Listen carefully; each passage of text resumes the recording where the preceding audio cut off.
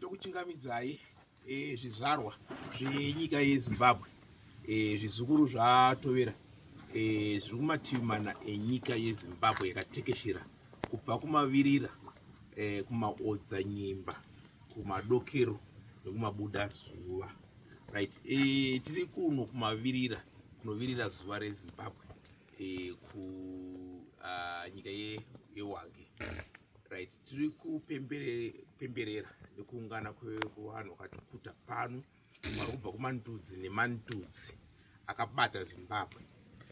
Zimbabwe inyika yakabatana, ine vanhu vanoziva gwara ravari kufamba naro. Tinoziva kuti nyika kana vanhu vasina tsika vakafanana nemuti usina midzi.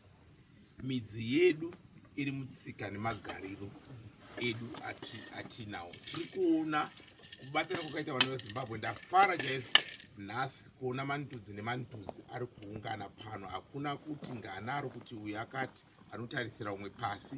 Vanhu vese vari kusumudzirana vachiteererana kuti kwabve kwakadii. Zvinofadza. Todayira kuti imhodzi yakanaka yadyarwa pano nhasi uno. Mhodzi inotarisira kuti inofanira kukura kuita zimuti rakasimba kunge mubhaubhabu wekubumbuzi. Kubumbuzi here? Yes. Kubumbuzi ndokune mabhaubhabu akakunda akasimba simba. Ndozvazvinofanira kuita.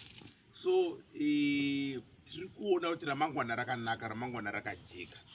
Iwe neni tine basa chaizvo. Nyika yakanga yakagwadama nemabvi, asi tiri kuti aiwa togwadama sei kusvika pasingaperi. Tinofanira kumbosumukawo katomukufamba.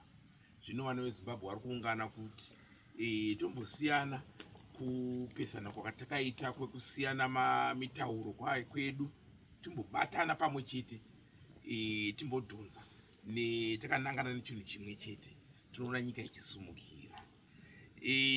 Ndafara vachitaura vabvakezi, vamwe vari kutaura kuti zveplum tree, vamwe vari kutaura zvemakorekore. Kune makorekore ari pano manhasi uno. Kune vabva manyika vatibata kumanika bridge vari pano vativhurira nemunamato. Ndafara kwazvo. Manyika vari pano. Mavhenda ati taona pano, mandevere taona pano, matonga tadzidza zvakawanda. Saka tinotenda malozi tatendazve, manambeni tatenda, fanana kunema here makalanga tatenda zvakare.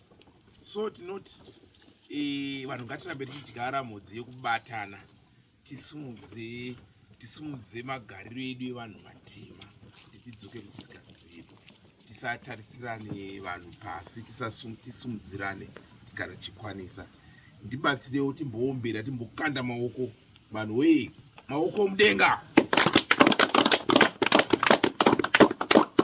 muriro nemuridzo.